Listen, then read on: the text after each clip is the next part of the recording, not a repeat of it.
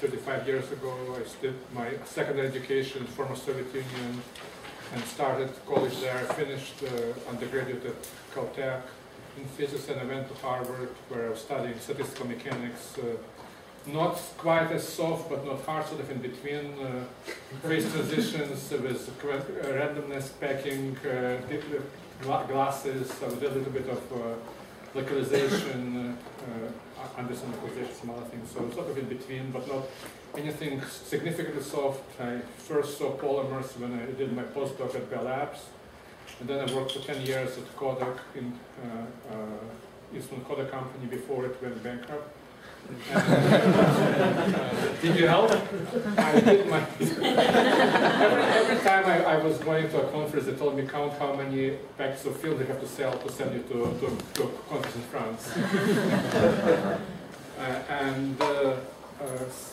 I'm in North Carolina for the last 17 years now.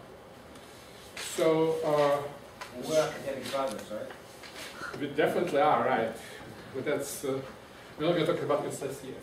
So this is where Chapel Hill is. This is this map of US. It's sort of halfway between New York and Florida, or say halfway between Washington, New York and Atlanta. This is the first state university in the US. It was chartered under the Constitution in 18th century. This is the view in nice season where it's colors change of the bell tower, and this is one of the landmarks, the Old Well. This is our historic library, and then during the after the big national championship in basketball, this is what happens with the center of town, which is the intersection of Franklin State. There's a big celebrations whenever UNC team wins. Okay, so what I'll talk about today is I'll pick up where Dr. Grossberg talked about real chains and start talking about thermodynamics of mixing. I'm not sure how much of this part I'll cover. This is polymer solution will be covered tomorrow. And I really would like this to be interactive. I realize that some of you know a lot of material, and I'll be giving challenge problems for those. Some of you are seeing this for the first time, so please stop me, ask questions, because probably if you have a question, at least a third, maybe half of the audience have the same question. So there's no reason to go forward if you don't understand. So just to summarize, last lecture, the first interaction polymers, the ideal chains that were discussed, this is like an analog of ideal gas, is the case where there is no interactions between what we call monomers that are separated by very, very many bonds. Even if they encounter each other in space, we assume there is no interaction. That was the assumption of ideal polymer. So there could be interactions along the adjacent monomers, but as long as they die off very fast, exponentially fast, it doesn't matter. Those interactions could be local. But there is no interaction between faraway monomers. And then the results is that the mean square, the size of this object, the average square size is proportional to number of monomers. In this case, it's number of Kuhn segments times the square of the Kuhn length. And the Kuhn length was defined yesterday.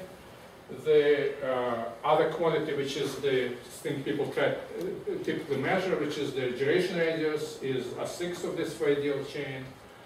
And then the probability distribution, probability to find one end of the chain distance or vector r away from another end, is a Gaussian, and that corresponds to the ratio of the square of this distance and the average square. And the log of this Gaussian, it gives you the free energy times kT, log of this times kT gives you the free energy, which is actually cost of stretching the chain to a given distance. And this is the origin of the Hooke's law that was discussed yesterday. The force you need to apply to stretch ideal chain end-to-end distance by r is proportional to this distance, and the coefficient in front, which is the Hooke's constant, is proportional to temperature, reciprocally proportional to chain length. So it's long chains are soft, And the temperature, I will talk about temperatures, is the effective coefficient for this energy scale for this motion, because all of this is purely entropy. And we didn't talk much about distribution percolation function, but it's probability to find a monomer distance r from another monomer. The key is 1 over r, and has to do with the difference between space dimension and fractal dimension. So it's this exponent r to the minus 1 is the difference between fractal and space dimensions. Any questions about the last lecture before we start the new one? Okay. So we talk about real chains, and so we're now turning on interactions between all monomers. And last lecture you look at why they're important in 3 dimensions. I'll do it a little bit more in general. So if you have your objects, and we're now going to do an estimate of how likely 2 monomers to meet each other. And to do that, we take our chain, take scissors, we cut our chain into individual monomers, and we have put like ideal gas of those monomers, so mix them perfectly uniformly in volume R to the D. So we're talking about D dimensions. You can think about useful dimensions are 3 dimensions and 2 dimensions. 3 dimensions space, 2 dimensions interfaces. But we'll do it in general for D. So this is the volume fraction occupied by those monomers. Each monomer has effective D-dimensional volume B to the D. B is the length scale of a monomer. D is dimensional, so think about like B cubed. N is number of monomers, and the concentration is N over R to the D times B cubed. This is a dimensionless number that tells you what fraction of volume is occupied by monomers, and 1 minus that will be empty. Solve and say. And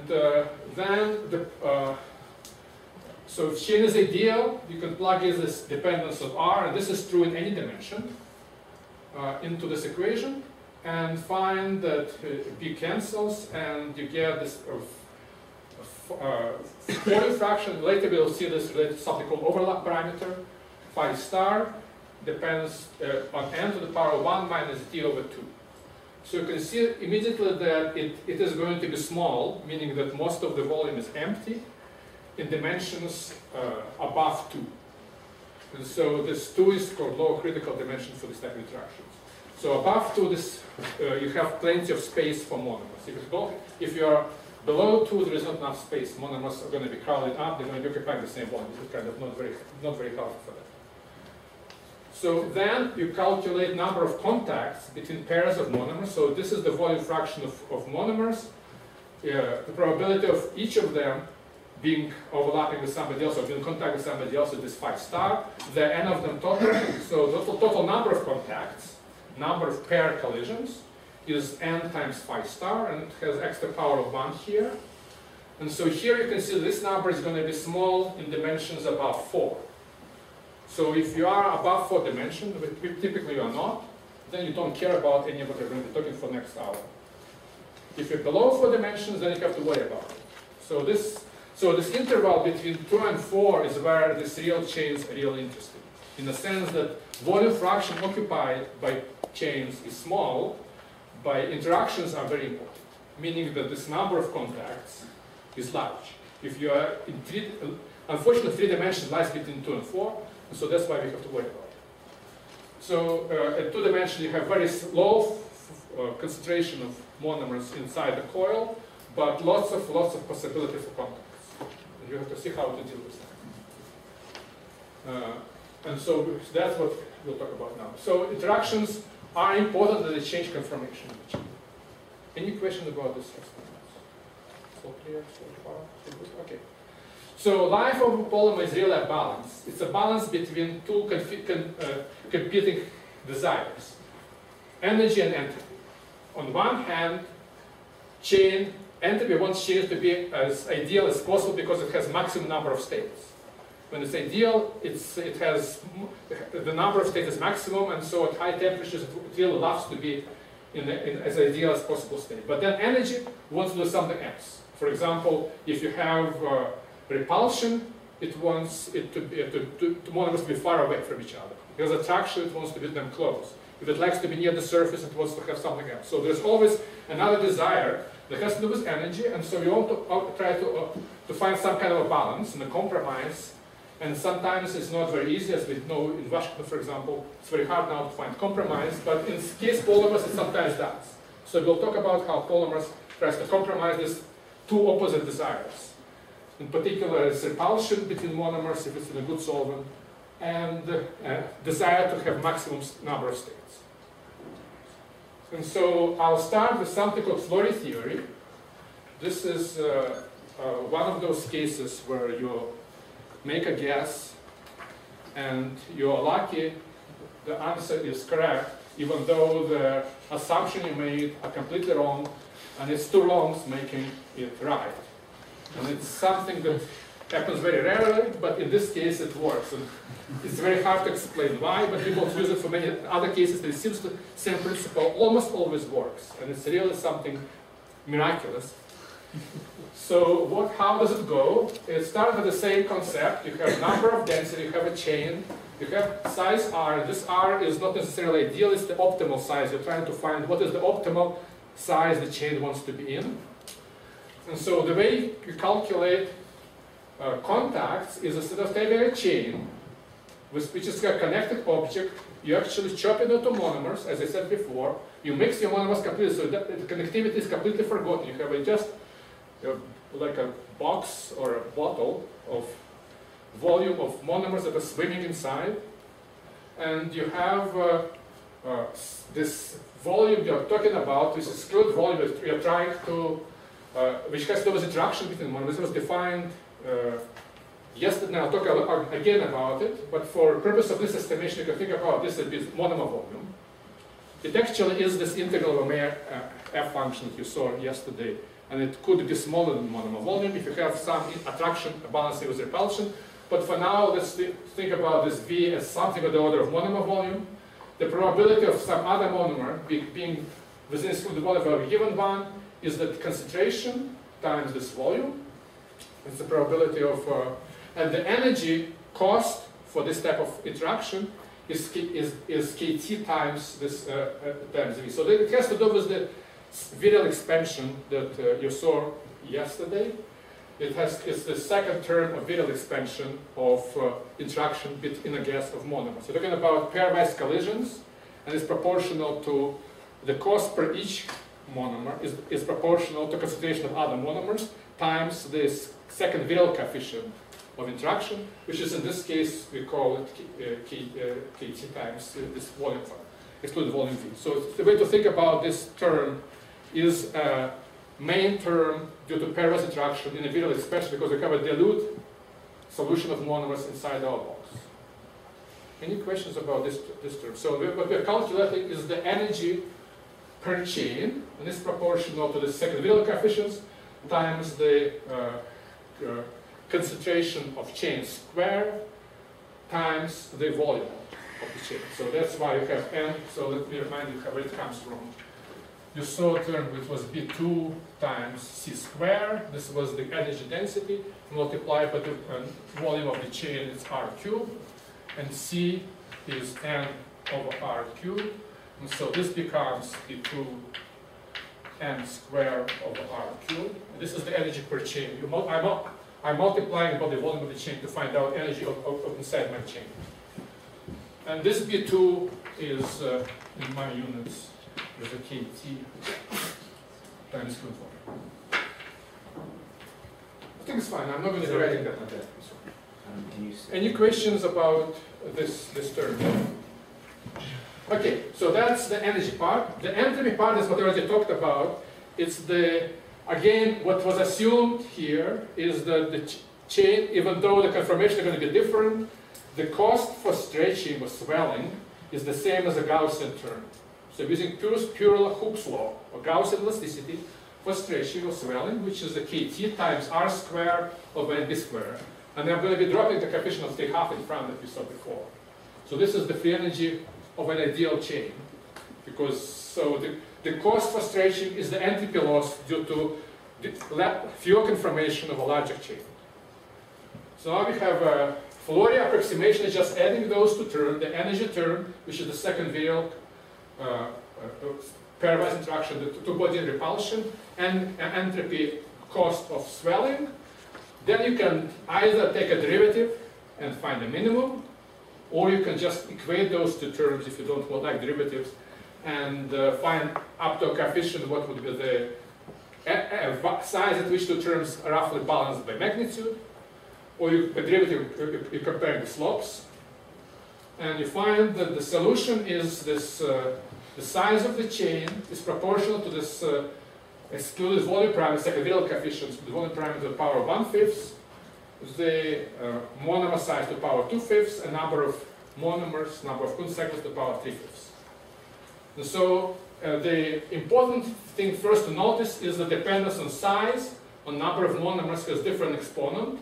Instead of 1/2, which relates to fractal dimensionality, reciprocal of 1/2 is 2. Now it's 3/5, corresponding to law of fractal dimension of 5/3, meaning the chain is bigger. It has lower dimension, means it's more tenuous. It's larger for the same, larger volume for the same mass. And this is value of 3/5 is called, or this exponent is called Flory scaling exponent. It is extremely close to most accurate calculation done today, which give you about 0.588.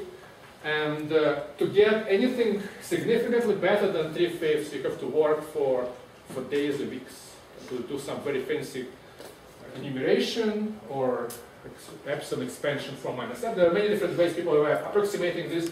The problem is that both of those terms in this calculation are significantly miscalculated, significantly overrepresented. Both terms are much larger than they really are. But somehow the balance of those two large terms gives you roughly the right size. Yes? So I'm just trying to understand this entropic part. Will it work for shrink polymer? I'll get to that in about 15 minutes. No, it will not. It does work for shrink polymer, but it's not the main part, because this is the cost of putting two ends together, and so it describes correctly the entropy loss if I'm taking my ends of a polymer and bringing them closer and closer together. And if you know, in the Gaussian case, the entropy is maximum at the smallest distance. So there's no really significant penalty for putting my ends anywhere within distance of square root of n. So anywhere within square root of n, the difference of, from point of view of free entropy, of free energy, entropic part of energy is about kT. So when you want to shrink the chain, it's not just the ends you want to bring together, you want to bring together all other numbers. And I'll get to how to calculate that term in about 15 minutes. To get to the answer, basically you flip this and you get the right answer. You keep kT, but just flip upside down. Yes? So in thermal physics, when we work with the real gas, for example, we can express the free energy of the entropy as the sum of the ideal gas term plus something. So we can do that. Right. So here basically we're doing somehow the same approach. No, we just use ideal gas. I mean, if you want to talk about entropy, you only treating entropy as ideal gas entropy. We don't include any other entropy in this calculation. The real entropy is significantly small. The way to think about entropy of a chain like this is you take a lattice, draw a random, all possible random walks on your lattice, then look at them, and whenever random walk crosses itself, throw it away. Whatever is left, which will be a tiny, tiny fraction of what you drew, is going to be your chains. And what you're talking about of swelling and stretching and the entropy is the entropy of that chain that has no crossing. I'll talk about what that entropy is and how expensive, what it costs entropically to stretch the chain in about 25 minutes. It has to do with what I think already was mentioned, which is related to something called Pinkus blocks. Not related to...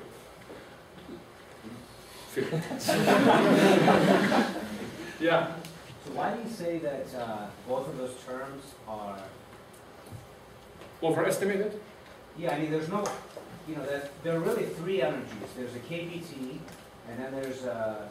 Yeah, so energy. So I'm saying that, for example, what the first term does, it counts number of collisions. Right. If you take self-avoiding walks or simulate chains in a good solvent and count how many places does monomers of 1/2, left half of the chain, collide at any confirmation with another half of the chain, it doesn't depend on n. Number of collisions in real chains in a good thermal solvent or good solvent are independent. This thing assumes it has a strong n dependence. So really, that's an overestimation of that term. But isn't that hidden inside that's dependent on how R depends on N? If you don't say anything about how R depends Well, on I'm N. talking about the solution. Let's say this is, we know that we find that we get this. So as usually what you do, you make a guess. After you do a guess, you find a solution, then you go back and check, do my assumptions valid for my solution? So if I take my solution and I do any kind of calculation, what I find is my assumptions were invalid. But nevertheless, the answer works. You're saying if you evaluate this... If I evaluate energy of interaction or entropy of swelling, both terms are on the order of kT, or a couple times kT. These terms are huge. In fact, I don't have no even reason to balance them because the minimum is so shallow. So this assumption makes them huge, and I'm balancing two huge terms, and I'm finding some minimum, and the minimum is correct even though both terms are wrong. And this is done so many times in membranes, many other. This is applied to branch columns. It works 95% of the time, and nobody understands why. So don't ask me why it works, but it works. Well, I mean, no, I would say... in some sense, at some level there's an explanation, and that has to do with what you said before, with the critical phenomena aspects, that this exponent gamma is very close to zero. Okay. I mean, But it's not. But it's, the difference is much smaller than gamma between this exponent. Well, and these this. are powers there, but it's because gamma is small, it forces those two terms to be canceled. If it were zero, Okay. but I don't understand why gamma is small. Okay. So some people who like answers, that would be a good possible explanation. I don't. Okay. So this is the data size of this polystyrene as a function of molecular weight in two different solvents. The bottom curve is the so-called theta solvent, or ideal Boyle type of solvent, or the case where absolute water parameter is 0, and the slope is pretty close to 1/2 over more than 3 decades. If you put it in, this is cyclohexane, it's very special temperature, which is called theta temperature. If you put it in a good solvent like benzene, the slope is very close to 0.59. There is plus minus whatever, but it's in a very good agreement with 0.6 or 3/5 that was predicted before it. Okay, now we're going to put chain under tension. So I'm going to repeat something to what was done last lecture. We are going to hire 2 maximum demons, so we're going to help with unemployment and we ask you to pool the chains. We're going to ask you to pool either ideal chain or pool a chain in this fluoric case of a very good solvent. So this dependence of size in unperturbed chains, before you pool them, for ideal chain is Coulomb segments times n to 1/2. In the case of good solvent, it's b times n to the 3/5. So this chain is bigger in a good solvent. And we are going to pull them, and in both cases we are going to treat them in the scaling picture that we already saw, using something called Pincus block. In fact, Pincus blocks were defined for real chains, and extension for ideal chains already goes beyond where it was designed to be. There is no reason to use it there. But we're going to use similar analysis. So the idea is that when you pull the chain, you put more energy into it, it breaks into pieces, and the larger the force, the smaller are the pieces, and the size of the pieces depends on how much force you put. How you determine the size of the pieces is on length scale smaller than this length scale of tension block. The force you're pulling is not important. It cannot deform the chain. Chain wants to. So the rule of this game is that chain wants to maximize its entropy, and most of the entropy it gains is at the smallest possible length scales. So it wants to conform to your deformation, but keep its entropy. So at the smallest scale, it wants to be as random as possible, and it just gives up to your force at the largest scale, but it loses only a few kT of entropy. So most of the entropy is on the smallest scale, so the scale up to psi is almost unperturbed. So if I zoom inside this blob, I wouldn't even know the chain is under tension. Then when I'm looking at the larger scales, it is under tension, so it actually, each next block has to go in the same direction, because that's where I'm pulling it. So in both cases, on scales smaller than this correlation length, so this tension blob size, the dependence of the whole object is confirmed by the dependence on small scale, because these are fractals, and we saw something about fractals from last lecture, from yesterday, that the dependence on size, on mass, or mass and size, if you want to reverse it, are the same for any scale. So the dependence, the power, is still the same, and it's 3/5 here and 1/2 there. Then on the larger scale, on scale larger than on these tension blobs, the chains are stretched arrays, because every time I'm next block, I would like in general, if I free want to go in a random direction, to form self-avoiding walk or ideal walk, but I'm forcing it to go to the right every time. So every time I'm forcing it to go to the right, I'm making a stretched array of these blobs. So it's a stretched array of the blobs. So the size is going to be the size of the tension blob times the number. And then I can plug in G from here into here, and this G is proportional to psi squared, and this 1 of psi cancels, and so the size of the chain is proportional to 1 over the size of the blob. So the longer the stretch the chain, R sub f is then to a distance. The smaller are the blobs, and they're reciprocally proportional in the case of ideal chains. For the case of self-avoiding walkers or chain and a good solvent, mathematics is similar, exponents are slightly different, but I repeat the same exact words. It's a stretched array of blobs, and you just have a different dependence of g of psi, so when I balance powers, the count exponents, it becomes not 1, but 2/3 here. So it's also, it becomes smaller, but with a different power. And then I can calculate the size of the blob by, as a function of distance. I'm solving for psi. The blobs are reciprocally proportional to the distance here, and they're proportional to the distance power 3/2. So there's some nonlinearity appearing here. Here is just reciprocal. Here the exponent is less trivial, and it actually depends exactly whether you use 3/5 or 0.5988 or something like this. You're going to get slightly different value. Okay, so I'm repeating this equation. So this is how, as a function of how far I pull, how do the two length scales, below which everything is unperturbed, above which everything is just stretched out. Next, we count the energy. The energy is every time I make a decision for the chain, I'm forcing it to go to the right, so every blob I'm paying kT of entropy. So the energy is kT times number of blobs, and I know how n over g, I count number of blobs, either number of monomers in the chain divided by number of monomers in the blob, or size of the chain divided by size of the blob, because dependence is linear. Yes? How do you arrive at the energy cost is in the order of kT? The way to think about it is that on scale smaller than the chain, the blob, there is no, you don't pay any price. The chain is still does what it wants to do in a given solvent, either ideal or swollen. And then you can divide chain into those units and saying what I'm doing to it. If there was no tension for ideal chain, for example, those units will be completely random, and the chain will have kT decision of entropy moving every way. I'm now forcing each time to go to the right, so I'm giving chain this energy, I'm paying energy of kT. There's actually an easier way of getting it, and I'll show you in a second.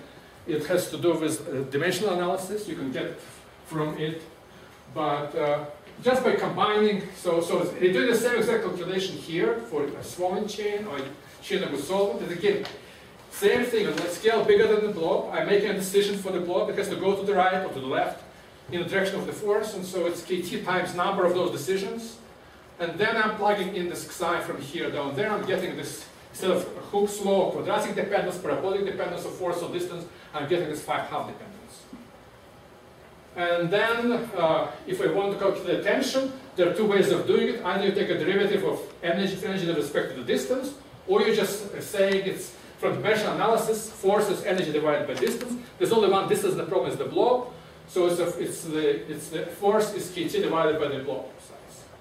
And it works for both cases. Here you find it's going to be linear, because dependence of blob size on distance is hyperbolic, reciprocal.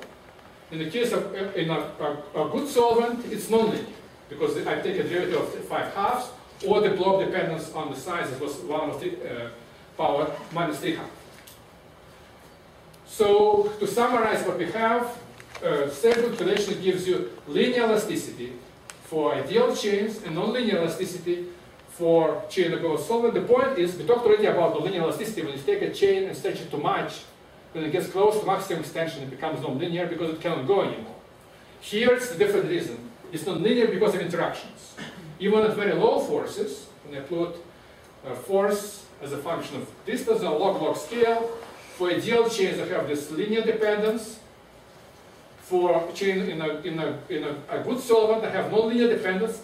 It starts at, they both continue and start to diverge at maximum extension, so they're going to be another reason for another nonlinearity when I get close to maximum extension. When my blob size, tension blob size, becomes smaller than Kuhn segment, remember that was discussed extensively yesterday, then you have another reason for nonlinearity. You're losing entropy because you're either killing those undulations or restricting rotations of your free Lagrange chains. Whatever model you have another reason for nonlinearity. This nonlinearity is different. Yes? Excuse me, so yesterday there were presented results of experiment by Carlos Bustamante Right. on DNA. So how does it correspond to the theory experiment? Right. So results for Carlos Bustamante that were presented yesterday would correspond to beginning of this line, which is extremely hard to measure because if you think about double-stranded DNA, and let me put the numbers in, the beginning of the linearity corresponds to PT divided by Kuhn length. If you take Kuhn length over 1 nanometer, this is 4 piconewtons. Kuhn length for DNA is 100 nanometers. So the linearity occurs at 40 femtonewtons, which is not measurable in experimental photometry. I can show you the data. So basically, this regime is typically what they don't really see. They begin to see the deviation from it because they start measuring something by the optical tweezers when the force becomes to be on the order of 10, I would say, I don't know, about 1 piconewton. Then, actually, maybe I could just... Okay. So this is the data from over many piconewtons. The data I'm talking about is on the first piconewton, which is something you don't see. And what was shown yesterday was the beginning of this upturn. This transition is when you're beginning at about 60 piconewtons, you break the double helix and the chain extends significantly because you're opening up and it becomes two single helices. Any other questions? I have a question about the solvent dependence of scaling. I guess I'm a little confused that when you're in the theta solvent, right, Yeah. then the scaling really is like the ideal chain. Is that Right. correct? But so the transition, once you move ever so slightly away from that, it's very sharp and all of a No, sudden it's you... not sharp, and it's this not is going to sharp. be the topic of tomorrow's lecture. Okay. It's very smooth. There is no sharp transition. In this case, it's a very broad crossover. If you go from theta solvent to good solvent, there is nothing sharp. So Michael, you might make a point, since you emphasized it before, that if you try to do this by Flory theory, it doesn't work at all. If you try to add the force. Right. Thank you very much. This is something I should have said, that adding force to the virial expansion and trying to balance would give you a completely wrong result. For the reasons you said. Right. Because the force term is right and the others are all wrong. Okay, so this is the summary of what I said today. I realize for some of you this is really boring, so I'm going to put a challenge. First problem, think about a ring. We saw that shapes exist in the shape of rings. Consider pulling a ring by taking some random monomer, say call it 1, and then a symmetric monomer 1 plus n over 2, so it's basically a 2 halves, symmetric half of the chain, and just start pulling it. And first easy problem, show that for a ideal chain, the force you need to pull is going to be twice the force you have to pull 2 chains of half size. So this is the easy problem to show. This is not the challenge. The challenge comes here. How does this modulus of a ring in a good solvent, so now we're talking about not this part, but this part. So we have ring in a good solvent. So monomers actually see each other, and you want to compare modulus or stiffness of a ring with twice the stiffness of 2 linear chains. And there are 3 possibilities. Either this is similar to ideal case, or it is weaker than ideal case because what you have is the entropy of each of them is slower because some of the space is occupied by its neighbor. So you're pulling these two chains like this. Let me show what I'm talking about. It's not breaking my computer. So you're basically pulling like that, and so the two chains are wiggling and hitting each other. And so the entropy is restricted, so maybe it's going to be lower, or maybe it's going to be higher, because ring sections reinforce each other. So think about which of those is the case. And it actually is relevant to the experiment I just showed, because after you pull DNA and it unwinds, it begins to, tension begins to grow, but now you're pulling two individual strands that are interacting. And you want to compare that with twice by just pulling single one. Is it going to be stiffer or softer? Yep? But when you open the double strand of the DNA, you get, well, what's the persistence of single strand? It's very small. It's much smaller. Yeah, so I'm talking about after you open double-stranded DNA, you have two single-stranded DNA with small persistence lengths, and I'm pulling them sit together. So when I'm pulling them, they're wiggling and hitting each other. And the curve I showed was the force versus distance for that case. I can separately attach individual strands, the same size. This is, for example, lambda, whatever, and pull them individually, and then see is the curve I'm getting is going to be twice the curve for each individual one. Not the whole curve, just the part where they were separated. So this last part of the curve above 60 piconewtons. Okay, what was the question here? Yeah, I guess I want to ask about the equation, the modification of Hooke's law. This one. That, you can't trust that for small RF. So it's only for RF bigger than, R little f bigger than the R capital F, right? Because this corresponds to stretching. So I'm not talking about confinement. So this is nothing beyond the Flory radius. right. So if I take my chain, apply a force to the ends. Right. If I apply a force to the ends, and if the force is going to be bigger than kT, I expect my chain to stretch. Right. So this plot corresponds to forces bigger than kT and sizes starting from RF, because where force is less than kT, the size is going to be RF, and so I have to apply force bigger than kT over RF. So this actually is not quite correct. This blue line should go slightly down and start at kT, not over B, but kT over RF. So each of those lines start at kT over size of the unperturbed coils, and then beyond that, those scalings work. But below that, it should just be... Or below that, there is no stretching. The size would be the same as, it depends how you define the size. We ought to define it as the average end-to-end vector distance or mean square end-to-end vector, and you're going to get a different answer. So for mean square, you're going to get the same unperturbed one. For average, it's going to be linear here, and it would be something different there, and it would not be quite the same because you cannot use the scaling. So scaling is for stretching. I will talk about collapsing, contracting later. It just, okay, as it's written right now, it suggests that there's a lack of linear response. Oh, You can't you're asking about linear response for the chain. And there should be a linear response. There is a linear response up to the energy of kT. Once you go above energy of kT, there will be no linear response. Well, okay, but linear response is different. Linear response Around works, zero. but it's not noticeable because when you are in linear response, your mean square end-to-end distance is the same as an unperturbed state. It's very similar. So you can see it, when the change is less factor of 2, you can think about this linear response. If the change is bigger than factor of 2, it becomes linear. Do I represent you? Okay. This is, I mean, this work was done by Phil a long time ago, so I just want to make sure it's... There Okay. are systems in which you really lose linear response, as you know, let's say polymerized membrane, where you really can go down to zero You have to- and really have no linear piece. And so that's why I went. Okay, no, here everything is going to be fine and linear if you don't do much. Okay, so now we're talking about compression.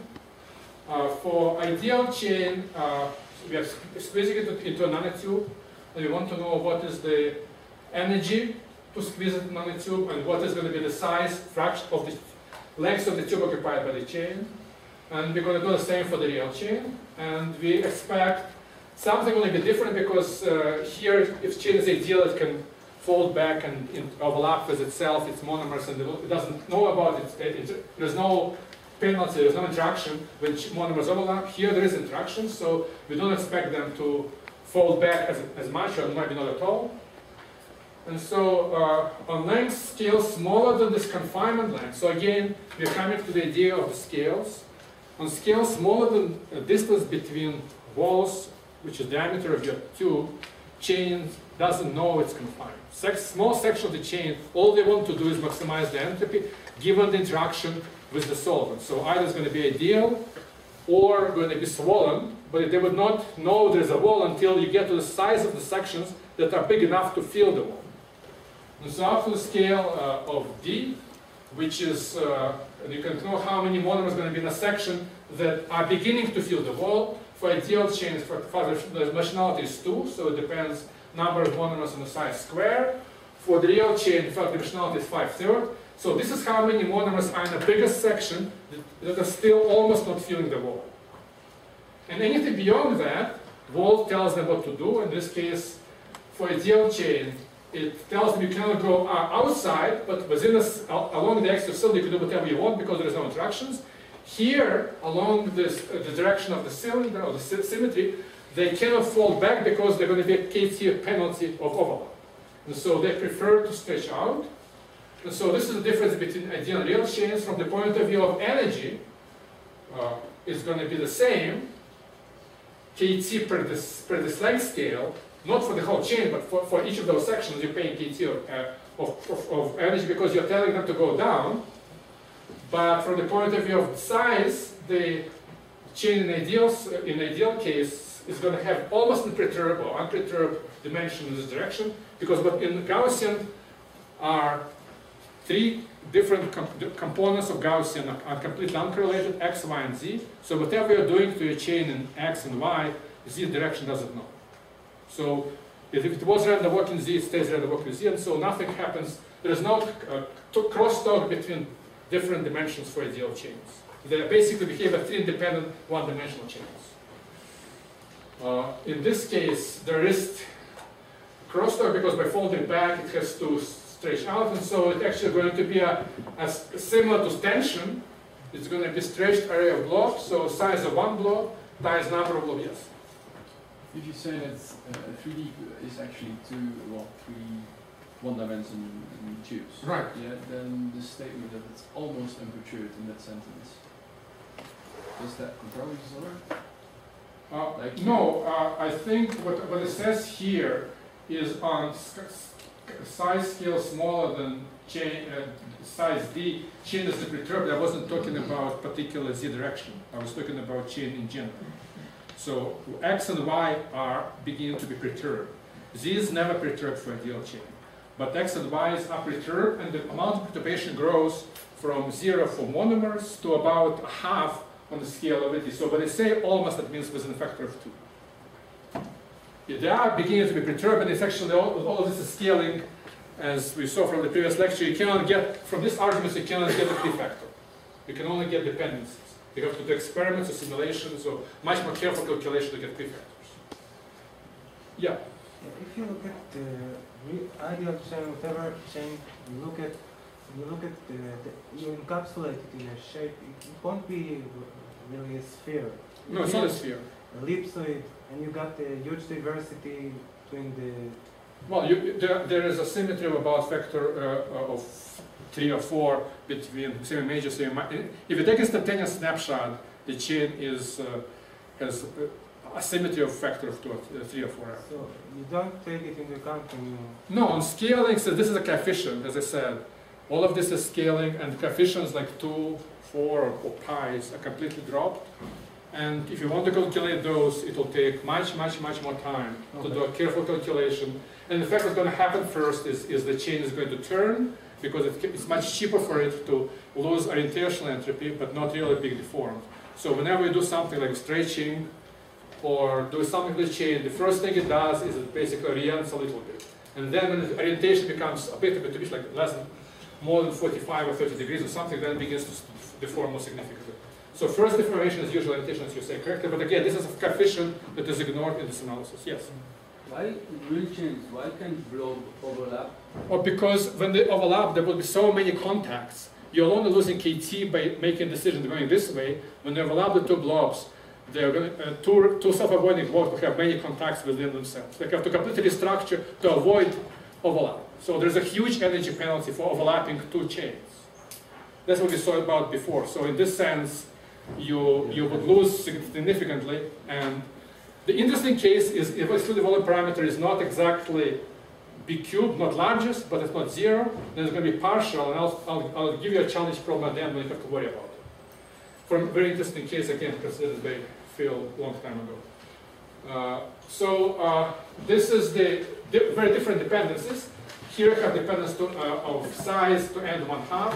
Here the size along the tube depends on n linearly. The particular size are identical. The energy of confinement in terms of dependence on n is linear in both cases.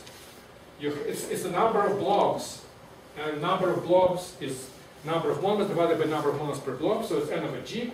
But g has different dependence of d, number of monomers per blob, quadratic dependence in fractal dimension here. So you have confinement energy depends on d to the fractal dimension 2 here.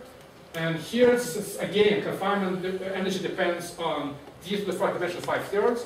And dependence in both cases is linear, because the longer the chain, the more you have to do to fold it, but it's linearly. If the chain is twice as long, each half of it has its own energy, and there is not really talk to each other. So dependence of confinement energy on n is linear, but dependence of confinement energy on d is this fractal dimensionality, because I'm taking my chain and I'm dividing it into blobs of size d. The number of those blobs is proportional to d. The fractal, it has the basic fractal dimensions. So if I want to know confinement energy as a function of as a whole chain size, I can put this n inside here, and I can say the confinement energy is ideal size of the chain unperturbed divided by the tube diameter to the power fractal dimension. And it's the same here. It's, the final answer is energy of confinement is kT times the ratio of chain size to the tube dimension of to the fractal dimension, because that's how many pieces I have of size d in my big fractal. Okay. So challenge problem 2 is to take this DNA that I just showed you, which is this double-stranded helix. I'm not pulling it at all, so I'm not breaking it apart. It has persistent cone length 100 millimeters, contour length for lambda phase is about 16 microns, and assume that excluded volume. You can think about this as a cylinder around the DNA with diameter 3 nanometers, which is slightly larger than its actual diameter because of excluded volume. It's a static interaction. There is you'd have this polymer is highly charged, as you know, but typically it's in 100 millimolar salt. So the biradius gives you this extra nanometer. So you have this chain of this excluded volume, which is a coat of diameter 3 nanometers. And you want to calculate two things. First, its size in free solution. And then what happens if you squeeze it in a tube of size d.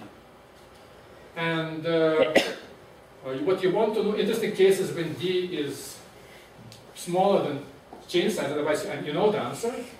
If the tube is bigger than the chain, it doesn't care about this tube. But you want this d to be bigger than this excluded volume diameter, so it's going to be bigger than 3 nanometers. This is very relevant to many experiments now when people are trying to put DNA into microtubes to sequence. And yes? In order to apply the last slide to this, D must be much bigger than B, the small b. No, it doesn't have to be. I don't want to directly apply what you said before. You have to think about what happens when D becomes smaller than B. It, of course, has to now, you won't be able to have random walk. But the interesting part here, the one you need to think about is that typically the DNA are of not very large sizes are almost ideal because the volume is very small. And so initially it will begin to feel it as an ideal coil, but as concentration grows, it begins to fall back, it begins to cease, and it's going to start stretching. And then there's going to be a second transition when the D becomes coupled with the persistent length and it has now order. And there will be some hairpin kinks, so it's a really interesting problem. Yes? I have a question about previous slide. Yeah. So previously you have defined the blob as a piece of a chain that has an entropy, that has an energetical loss of kT. And here we've defined a blob as a piece of chain that has the size of d. But when you switch to free energy of confinement, you still assume that the energy loss is at the scale of kT. Right. So why is it so? You have two different definitions. Right. So typically blobs are defined as length scales at which the energy is on the order of kT, but this order of kT energy can be due to different things. When you're pulling, this energy is due to work done by your force of deforming the chain. Here it's the work done by confinement. And so I'm looking at distances at which I'm beginning to form. So remember I said I can take my ideal chain, for example, a swollen chain, divide it in sections of size, whatever, you call it psi, or call it something else. Then I can say to confirm with what my forces want chains to do, I have to deform it. So I have to make a decision for my chain on some scale. What is this largest possible scale I can make a decision so the entropy is maximum, but still confirm to what forces it wants to do. So this is this compromise issue. And the compromise occurs if I do something on a scale smaller than d, I would basically be paying too much entropic penalty and doing too much work. Because walls don't want you to start deforming on scales small distance between walls. But if I do it on scales bigger than d, I won't be able to fit. So the scales at which I need my chain to do something else, rather than doing random walk, to go along z-axis, is the scale at which the chain begins to feel external potential, which is the distance between walls. So yes, it is the same. It's basically the energy is kT, but it's due to different reasons. It's either interaction with repulsive walls, or it is work done due to external tension. And we'll see other examples later. It's always whatever external energy you're putting. It could be absorption energy to the surface. It could be interaction between different polymers. It's always this balance between entropy that wants to optimize one thing and the energy that tries to tell chain to do something else, to deform, to lose entropy. Does it answer a little bit? It's not very, I'm saying, it's not completely intuitive. You have to sort of live with it for a while to begin to believe it. Mike, can I ask you another question about that? In this case, where you're looking in a nanotube, for the real chain, I'm talking about the real chain, Yeah. And you squeeze it, it's allowed to escape. But suppose I confine it to a sphere. Then what happens? In other words, I put the polymer inside of a bag and I start shrinking the bag. I'll talk. Okay. So in this case, this is going to be extremely similar to something called semi-dilute solution that we talk about tomorrow. So you can think about semi-dilute solution is your big bag, and you have huge column, say, size of this campus that you're folding back in. So you have some concentration inside. And so now it's going to be osmotic pressure repulsion of your polymer. The length scale will be no longer the wall size, but it's going to become the length scale. Actually, this is happening exactly. This is actually happening exactly here. So this problem here is in the class you're talking about, because initially interactions are less than kT, and the chain begins to fold back as happy chain, and begins to follow this law. But at some point, it starts seeing, it collides with itself, and it has to start paying an energetic cost for aesthetic repulsion. And so it has to start now stretching out, but the correlation length, the length which begins to form, will not be d. It will be the correlation length inside this, which is something you calculated for semi-flexible chain 20-something years ago. So this is actually, for semi-flexible chain, correlation length and the shape of correlation length is very, very different. So this is exactly the case. Then it begins to stretch, but not because of the confinement in here, but because of the osmotic pressure of internal interactions. The second variable, whatever, or actually the right scaling would be in good solvent scheme. So yes, this is the case where confinement induces concentration, which an internal induces stretching. Other questions? Yeah. For the real case, we have that the probability density function is a Gaussian, actually 3 Gaussians uncorrelated. For ideal case, yes. And then you move to, when you have the two Gaussians, somehow, say, weak, with a weak correlation. No, 2 Gauss are not correlated. Basically, it's actually very interesting. When you go to the tube, it becomes a particle in a square wall potential. So if you know quantum mechanics, You can look at the states of a particle in a potential and you find out what are the distribution of states. In case of repulsion, you have a zero wave function at the boundaries, and you can find out what different states there are. But you can use Gauss-Seidel approximation, which is what we're doing here. So in X and Y, it's a wave. You have a confined, you have an infinite wall potential. You have your function confined to it. In Z, it's free, so it's a free Gaussian. And X and Y are not coupled for ideal chains.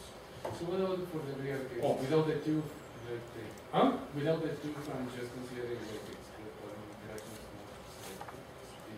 Well, for this case, I think you can still consider the density profile inside it that will have zero at the wall, you have maximum in the middle, and the distribution will be very different because of the volume interactions.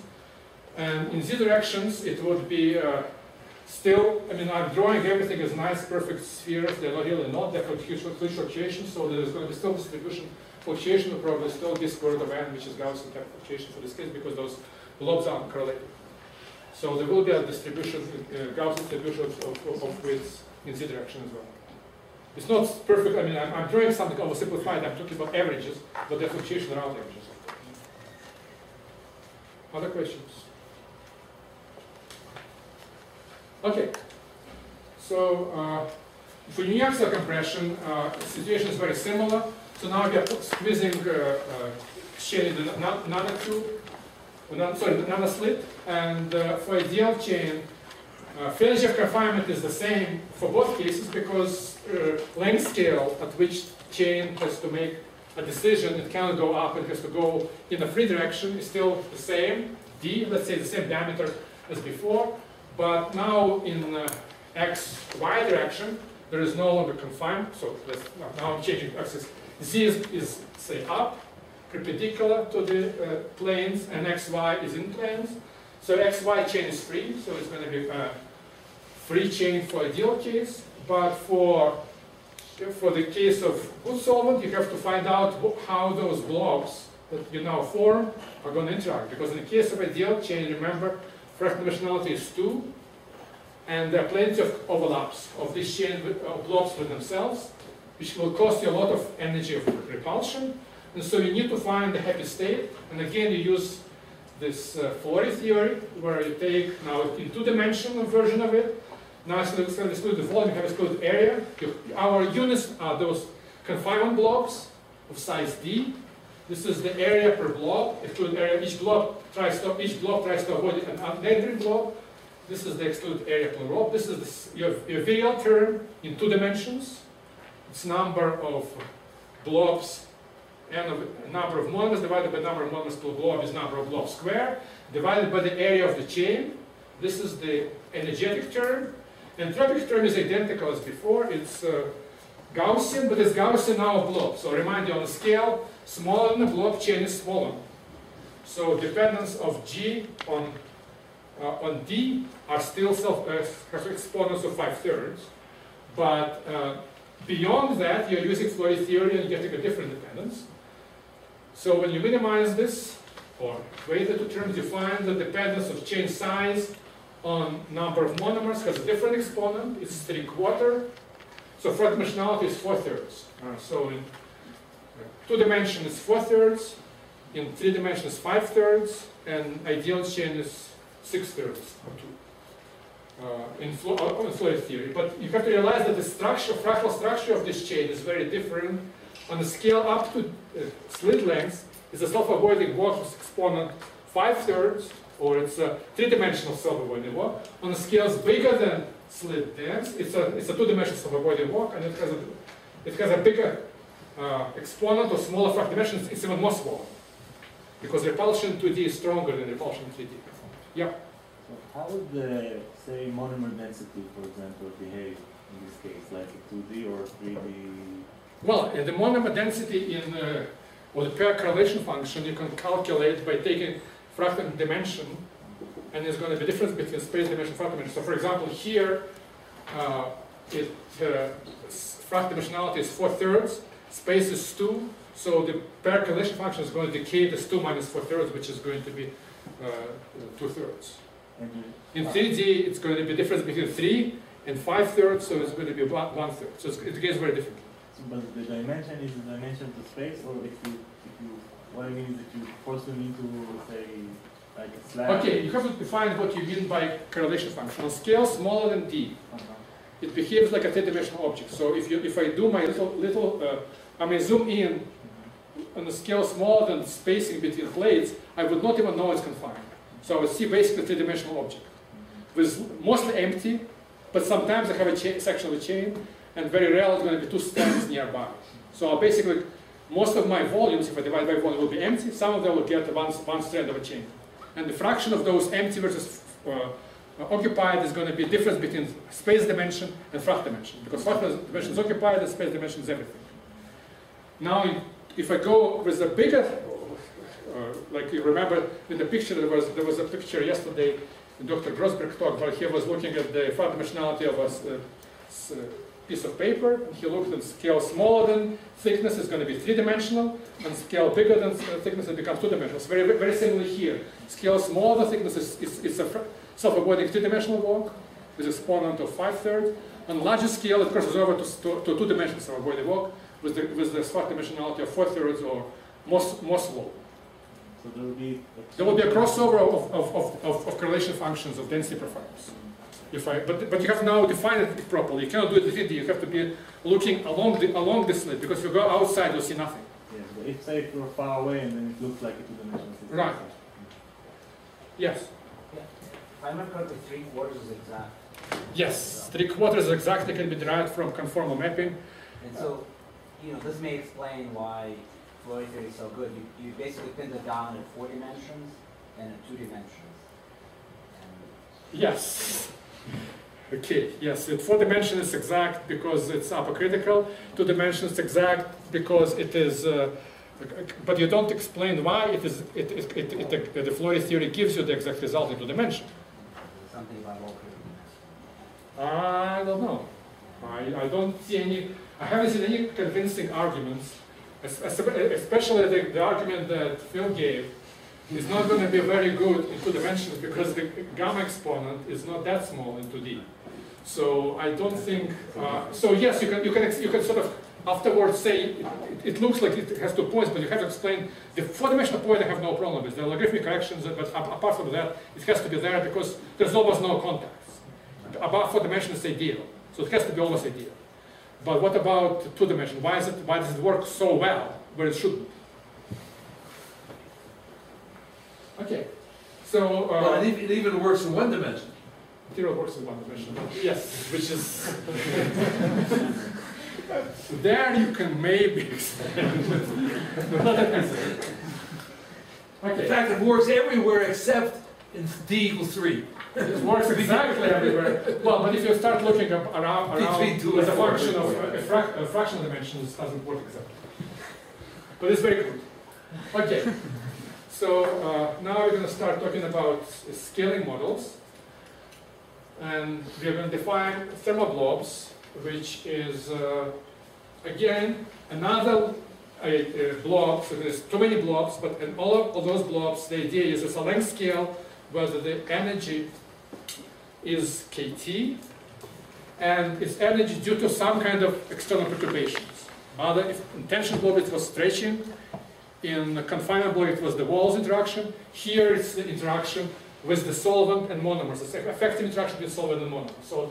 So this term looks almost the same as the term in Flory theory, except in Flory theory we had it for the whole chain, and we said it's very large, and we're now balancing in the stretching. Here we say, okay, let's now zoom in, since chain is fractal, on smaller and smaller sections of size psi with G monomers, and find out at what length scale it begins to be relevant. So at what length scale this second virial term of interaction of monomers of a section with itself using completely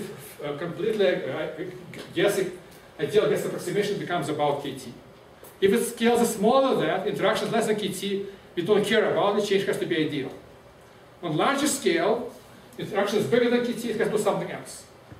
So this length scale is a length scale at which effective interaction between monomers, modulated by the solvent, become, for the given segment of the chain, of the order of kT. And on scale smaller, as I said, less than thermal blob, chain is ideal, so the dependence of size of this section on number of monomers is still ideal because it's almost ideal at that scale as well. We have two equations, two unknowns. You can solve for the number of monomers. It's proportional to 1 over excluded volume parameter square.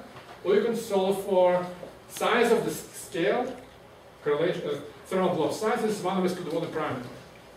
So we have, that gives us an idea of, if the excluded volume parameter becomes small, those length scales become big, it can become bigger than the chain, and the chain becomes ideal, almost ideal for the whole chain. So it's depending on the value of this V, how close you are to this magic theta point where V vanishes, will tell you how big section of the chain have to swell. And anything smaller than that doesn't have to swell because interactions are not important. So in a good solvent, in this case, what you have is the chains of size xi are ideal. On a bigger scale, those blobs, thermal blobs, have to avoid it themselves, and they behave as the self-avoiding of this section of size xi times number of those things to the power of 3/5, which is 1 over fractal dimension.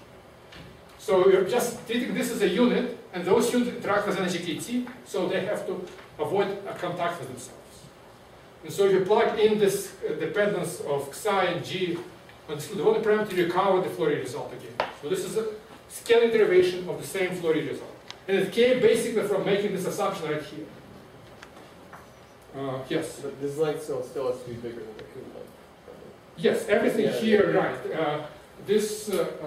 Everything here, the thermal blob size better be bigger than Kuhn length because small than Kuhn length you cannot bend to interact with itself. So yes, absolutely correct. All of length scales I'm talking about are length scales bigger than Kuhn length because smaller than Kuhn length you have to worry about chemistry and specific chemical interactions and shape of monomers and whatever. Okay. But Kuhn length is as small as it can get because V, the largest value of V is BQ basically. Largest value of B is B cubed, well, up to a coefficient, which we don't know, and in fact if you have some kind of long range interaction, there will be a tail, so who knows. But yeah, I mean, and chains are not spherical curves, monomers have different shapes, so you have to worry a little bit about sideways interactions. It's a little bit more tricky. I mean, as you commented yesterday, there is a lot of chemistry hiding that is really not explicit here. So this is for the case of repulsion. Now, what if this energy is not repulsive but attractive? Remember, let's say I put absolute value here, so V could be negative. All of this still goes through, and now those blobs want to stick. And so when they stick, what you form is a droplet. What you form is a droplet of these blobs, dense packing of these blobs. And so you can calculate the size of, in 3 dimensions, is going to be size of one of those blobs. Think of each of those blobs like molecule of water, and they're densely packing around, forming a little droplet. The number of those blobs is n over g, same as here. But the size is of a 3-dimensional droplet is proportional to the number of segments to the power of 1/3. So here we are getting similar dependence, scaling derivation of size of a globular when chain wants to collapse in a pore solvent. And again, the bigger is the attraction, larger the absolute value of V, smaller is minus V. The bigger is this number, the smaller is the size. So it's going to shrink. And absolutely at the end, when V becomes B cubed, the whole thing is going to shrink to a dry little piece with no solvent inside. Little balls with almost pushing out all the solvent. Any questions? Okay, so now to try to see the same from the Flory theory. So what we have is, we started with this Flory theory. Remember, there was this second virial term and the swelling term, or penalty for stretching. And if V is negative, the problem is that when you minimize, you're going to get 0 because both of those terms become smaller when R decreases. Because V is negative in both of the terms, so the minimum will correspond to 0, which is not good. So now you remember there is actually a confinement cost. If the chain is confined to the blob of a section of size R, which is smaller than square, for a ideal chain, for example, we derive there's a compression blobs of size R, section of the chain are size G, so the chain would be folding back onto itself, and we are making a decision for the chain every G monomers of size R. So number of those sections, so confinement free energy we already saw, is KT times number of these blobs. And so this is the confinement free energy. It's the same for one-dimensional confinement, which is uniaxial in the tube, same in the slit, and the same in the capsule. For ideal chain, it's the same free energy of confinement cost. So when chain collapses, we have to add this term to it. So we now have three terms: excluded volume attraction, stretching, which is not very important when chain wants to collapse, but this term is actually tries to stabilize, but it cannot because R square is weaker than R cube, and so it still goes to 0. So confining entropy of chain in a globule is not enough to stabilize attractive interactions. We need something else. And what do we need? As density begins to increase, there is actually collisions of three monomers at the same time become more and more likely. And the three-body collisions, so this third virial term, the B3 that was there, which I call W here, which has units of size to the power 6, begins, and this is positive, is the one that's going to dominate energy and stabilize collapse. So we can forget about these first two terms and really just balance this last two. So it's energy against energy to determine the size of the globular at the end. So it's a two-body attraction and three-body repulsion. Balancing those two, we rederive the same equation as we saw from scaling. So from scaling, idea of dense packing of thermal blobs, or from balancing two-body and three-body interactions, you're getting the same dependence of globular size on number of monomers. Questions on this? Okay, so to summarize, chains on different solvents, what we have is we can plot on log scale chain size as a function of number of monomers. When you have only one monomer, its size is a Kuhn length. If you are in a theta solvent, the dependence on size of number of monomer is slope of a half. If you are, and so we have a very simple dependence for ideal chains or near ideal chain theta solvent. If you are in a very good as a thermal solvent, when the excluded volume is B cube, you have this quark dimensionalities of 5/3, a slope of 3/5. If you are in a non-solvent, where it's very, very bad, like put polystyrene in water, it's going to collapse into very dense globular, and the size is dependence is 1/3.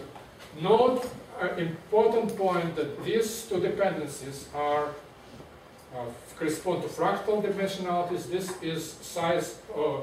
So I'm putting size of the chain as a function of number of monomers for all three cases. I'm not describing this. And you should not think of this for pure solvent being reciprocal fractal dimension. This is not correct. This is a note, and I may or may not have time to explain it. So if you are in intermediate solvents, when the excluded volume parameter is not equal to plus B cube or minus B cube, you have the thermal blobs, and up to thermal blob chain follows ideal dependence.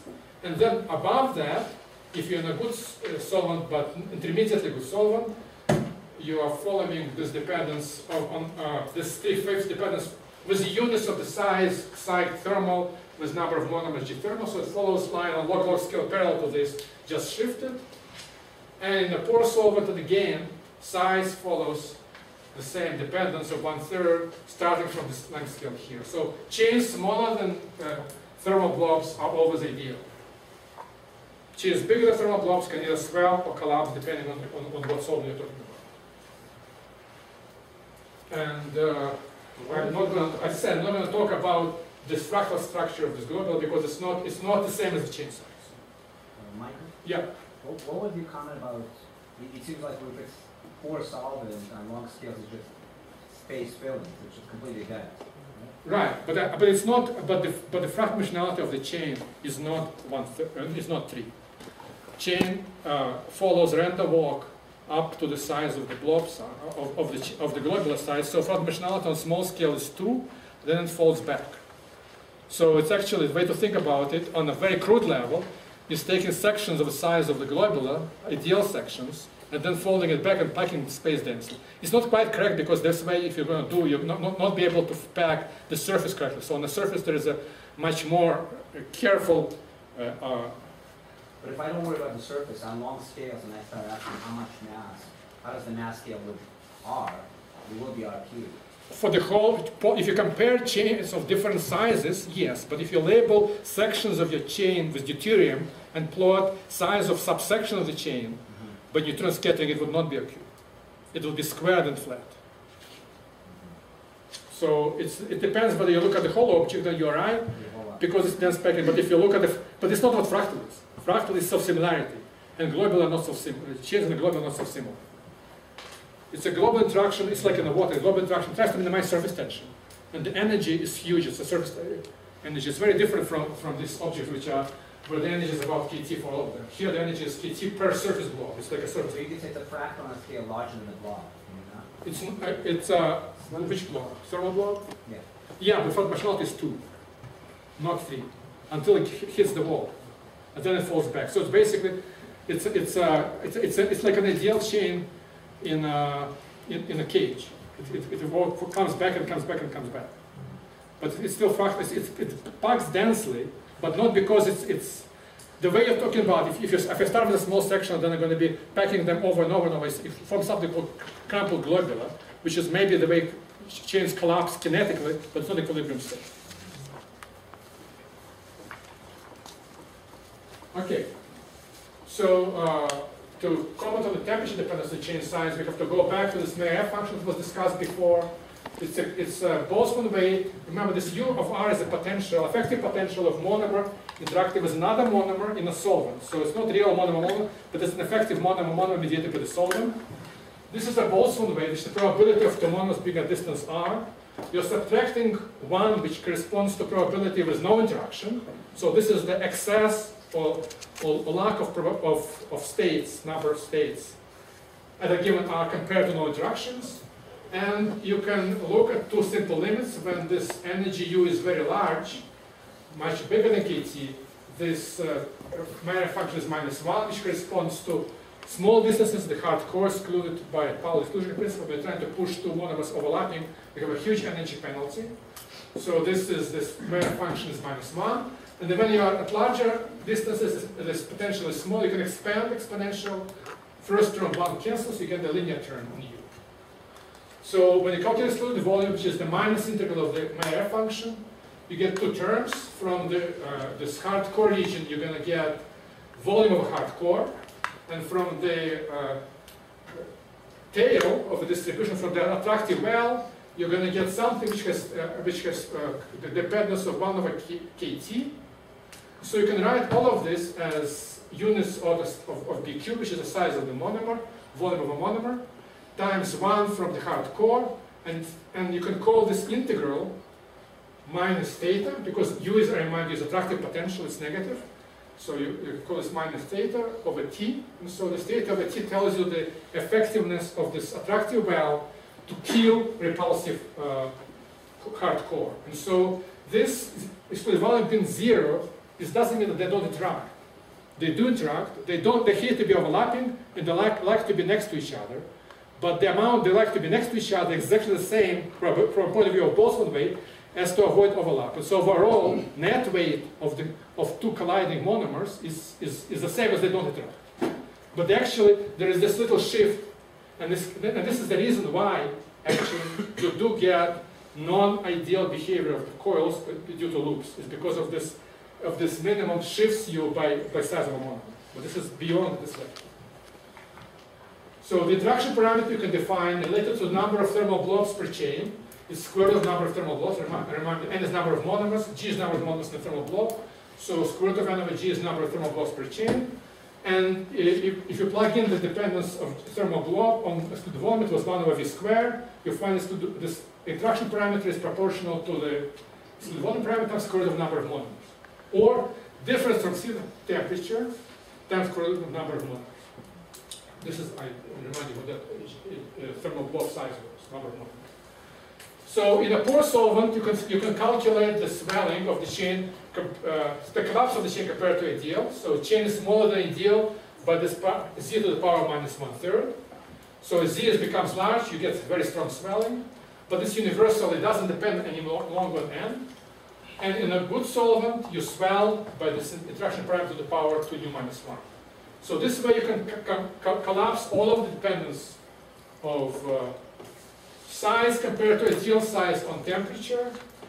Difference from theta temperature, which corresponds to 0 here, is the theta temperature, which is ideal size. And you swell universally and you collapse universally. This is data from simulations. This is experimental data. So different molecular weights, different polymers all collapse on this universal description of how temperature affects chain size. Swelling moving up compared to ideal and collapse coming down to globular state. Okay. So let me summarize. For real chains, the size of real chain is nearly ideal in the theta solvent. It's not quite ideal, but it's nearly ideal. There are corrections to it.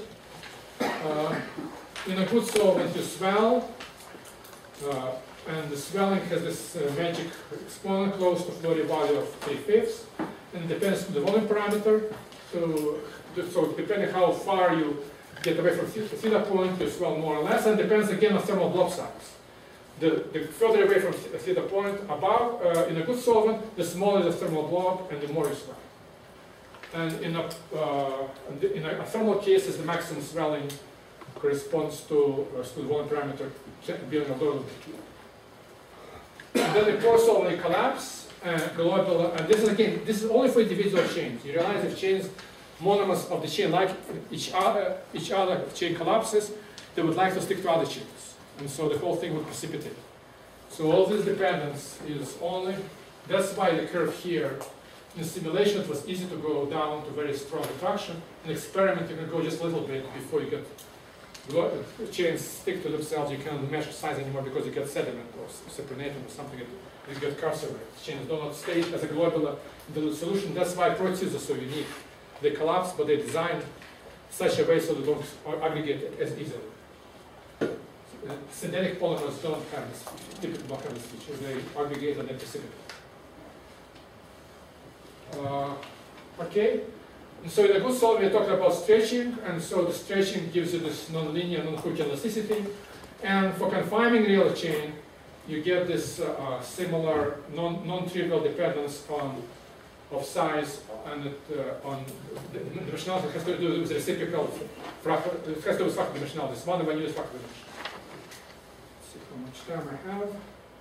So this is the end of real chains, and this is almost lunchtime. And so, are there any questions? Any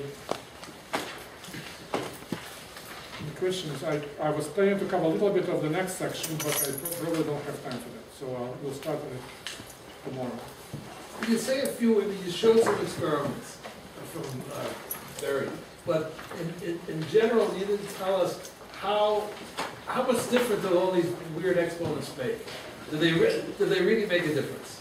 Well, the experiment I was showing was actually different. So I already divided by the, for the same chain sizes, I was dividing by the size of the chain in the theta. So what you're looking here are the swelling factor.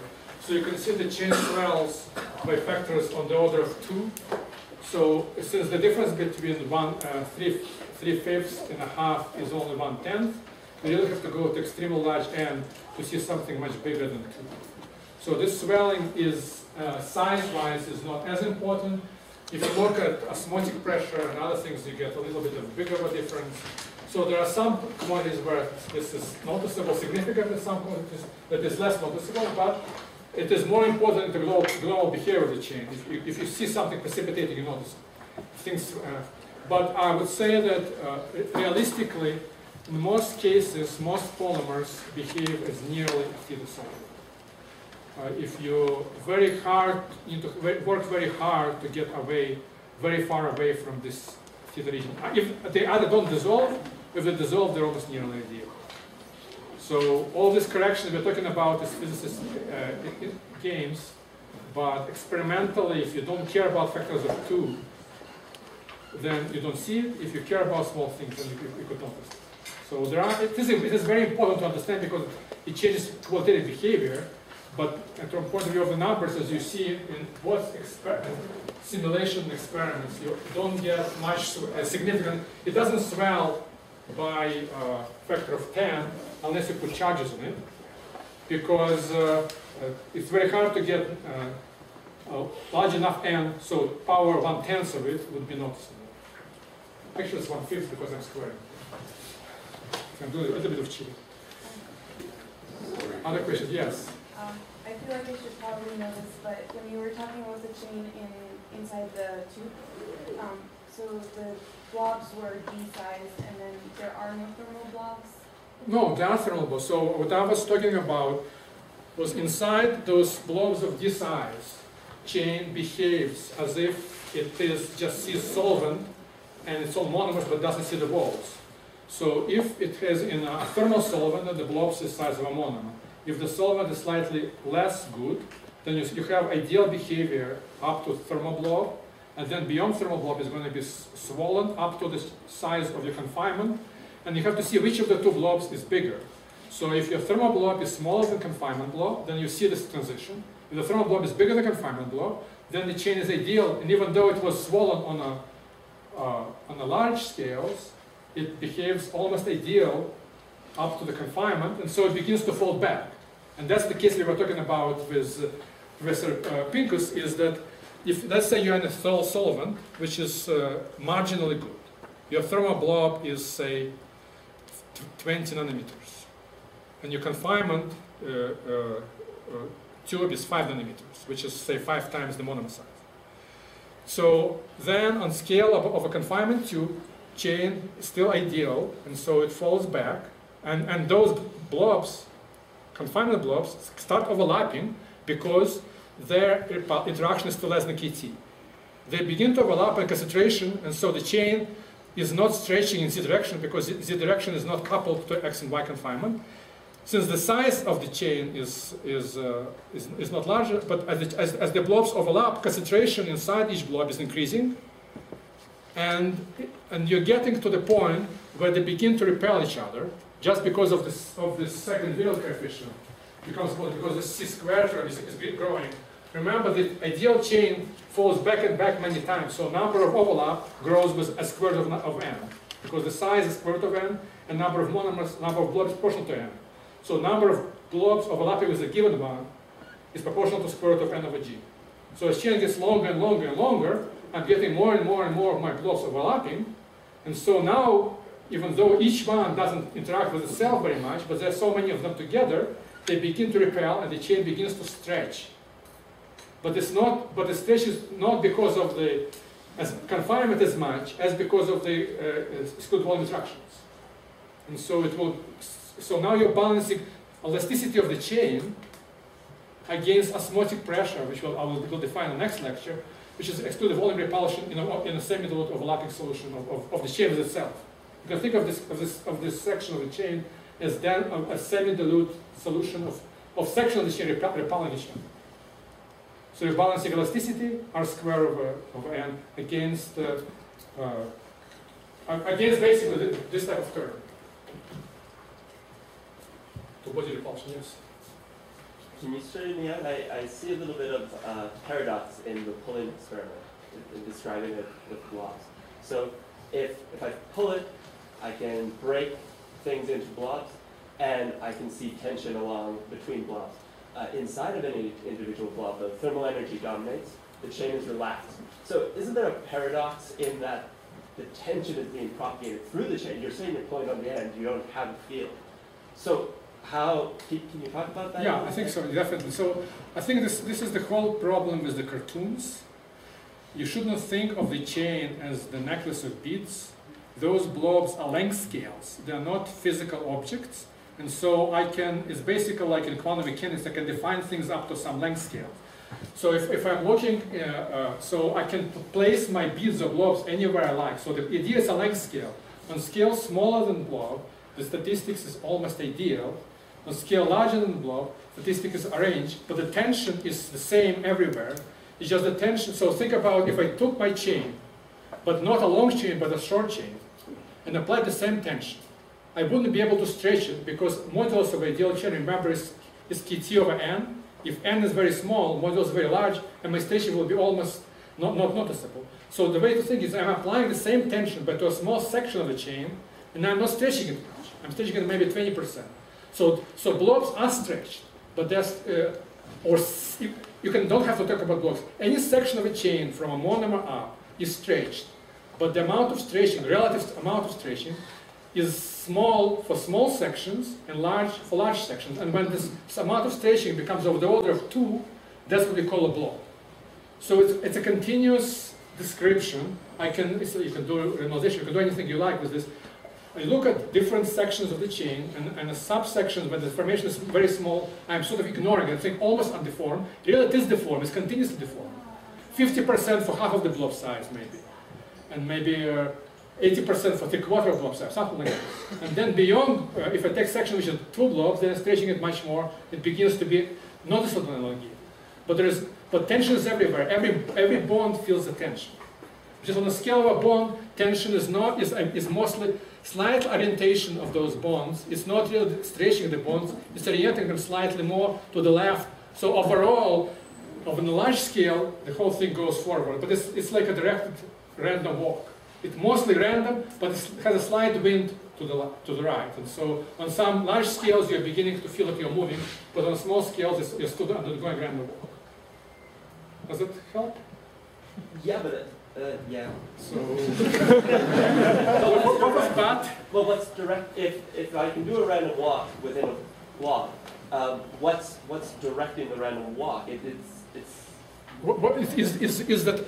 There is, as you say, by third Newton's law, every bond has to convert tension.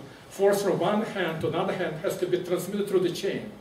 And so if I put a tensiometer, the denominator at any bond, I would feel my force. Or between I break 2 bonds and put a force meter, and in tiny one, I would see this tension on L scales.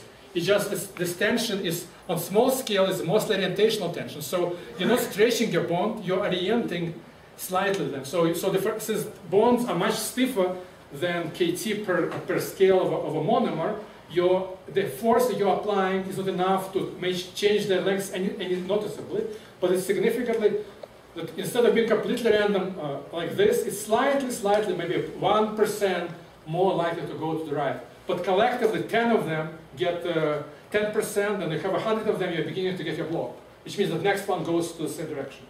So the slight wind that overall makes you. So you shouldn't think about it as just one bond making a break and everything else is completely ideal. This is cartoon. So is it right to think that the tension is just introducing a bias to the random walk, and the degree to which that bias appears depends on the length scale on which you look, so that you see less of the bias if you look on a really short length scale, but if you look on a longer length scale, then that bias has a better chance of having built up over all of these monomers? I would say 0 approximation, this could be okay. It's not quite correct, but I think as the 0 picture to have in mind, it's okay. Can you give some insight into what's what you're talking about is more if I fix some chain and apply a field. Yes. Then stretching upon the field. I mean, there's a little bit of a difference between a bias and overall bias on the direction and on our tension because of interaction and other things like that. It's slightly more, but I think on a level at which I want you to understand right now, it is perfect. And then if for more, we can discuss it at the group discussion tomorrow morning. And there is a list of TAs, and I want them to stand up for this for the polymer. So TAs that are really TAing for polymer physics. So look at them, and they'll arrange some kind of a discussion. We decided to do it on Wednesday, so it's going to be the 3 of us for polymer physics 1 and 2. So we're just going to stay here after Pinka's class at 4. We'll take a break, 15 minutes, and then we'll start probably discuss and do some of the exercises and the challenge exercises. Okay, great. Thank you. So Mike, I have one